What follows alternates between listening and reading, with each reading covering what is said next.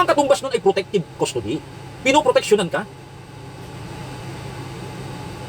Di ba?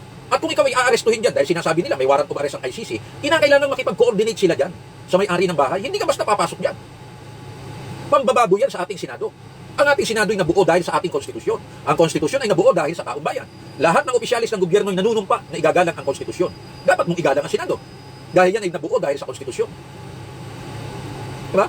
Kung si Trillanes, si De Lima, at maging itong mga komunista na mambabatas noon na nagkulong ng kabilang sarili sa kamara, ilang taon na ang nakakaraan, ay nanganlong din sa hukuman nang mawala na ang panganib ng aresto saka sila lumabas. Bakit ngayon ipinagkakait mo kay Bato yan? Diba? Akala ko ba media ka? Dapat ipinaliliwanag mo sa tao kung ano yung tama. Kasasabihin mo, wala kang kinikilingan, wala kang pinoprotektahan, walang kasinungalingan. Dalawang tanong pa lang kasinungalingan na eh. Bakit? Bakit mo sasabihin tumakas? Tapos idadahilan mo pa yung sinabi ng kanyang asawa. Diba?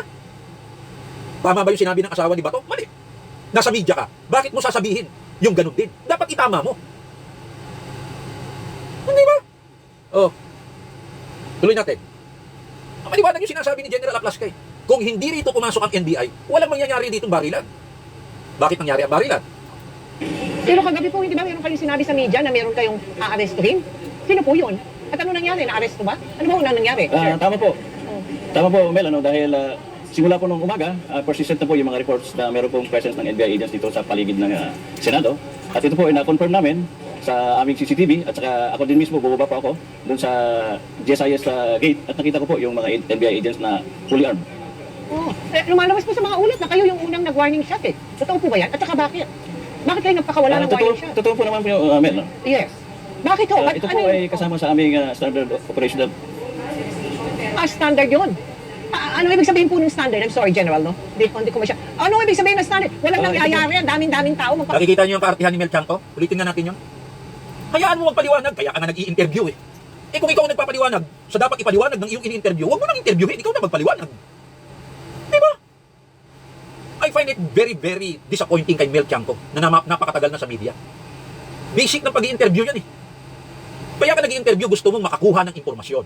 Kung alam mo ng impormasyon at gusto mo lang i-verify, hayaan mong magpaliwanag yung ini-interview mo. Eh singit ka na singit, eh para kang bastos dun sa ini-interview mo. Ano ibig sabihin ng standard? Walang nangyayari. Napapansin niyo, tumitigil yung ini-interview niya? Kasi yung dating ng kanyang salita, nahuhuli po yun, split seconds, doon sa monitor ng ini-interview eh. Ay ayaw naman maging bastos ng ini-interview niya, kaya tumitigil din. Eh nadidelay pa yung kanyang sunod-sunod na pagtatanong. One at a time, pasagutin mo yung tinatanong mo. Di ba? Tingnan niyo mga kaartihan ni Mel Chanco. Daming tao, magpapaputok ka. May ganun ba? Oh. Sir? Tamo, nagbumukhang tanga pa siya eh. Kahit maraming tao yan, pwede ka magpaputok. Di ba? Eh kung pinuputukan ka eh. Oh. Ano yun? Dahil maraming tao, tatanggapin mo na lamang yung putok sa iyo?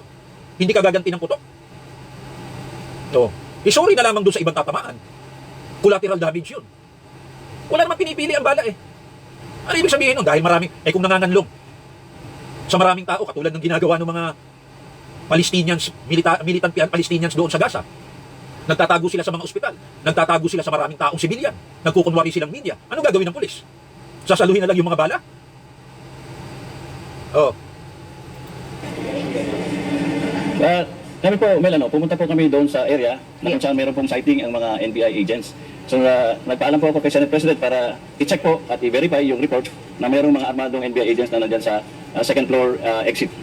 At nung nandun na po kami sa area, na-confirm po namin at nakita po namin yung mga tao na armado, kaya po as part of our procedure, ay challenge po namin siya, verbal challenge po. This is yung aming pong procedure of the continuing use of force. So, una muna, verbal warning. So, challenge po kung sino sila, sumagot naman na they are NBI agents. Pero nung sinabi namin na bakit kaya armado, ibaba niyo yung mga baril nyo, instead of lowering down the firearm, eh tinaas po nila yung baril, kaya nagpapatok po kami ng warning shot. Naiintindihan kaya ni Mel Chanco yan? Yan yung sinasabing standard procedure, operating procedure, SOP.